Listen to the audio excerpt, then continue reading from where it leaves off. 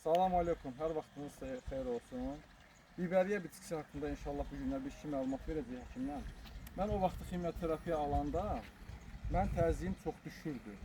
İnanın ki, mənim üçün dünyada bu təkdir, yəni təzyiq qaldırmaqdır. Mən bunu dəmləyirdim, bir çay qaşığı bal qarışdırıb içirdim, elə içə-içə sevirdim ki, təzyiqim qalxır.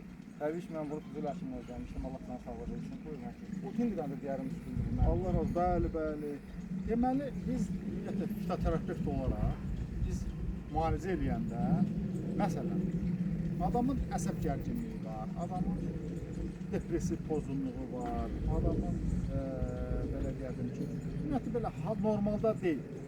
Bu insanlar üçün olan sakitləşdirici bitkilərin əksəriyyəti təzyiqi salır.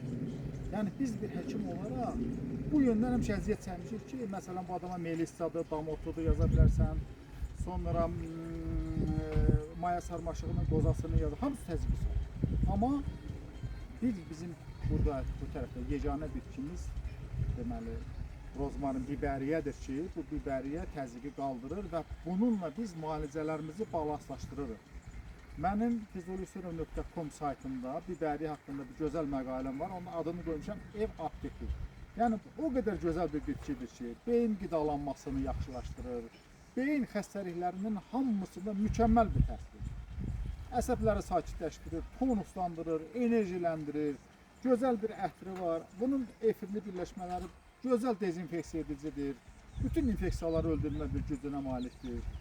Biz burada lavanda bağına gəlmişik. İnşallah daha doğrusu lavanda bağına mən Roman qardaşı dəvət eləmişəm. Gəlibdir, xoş gəlir.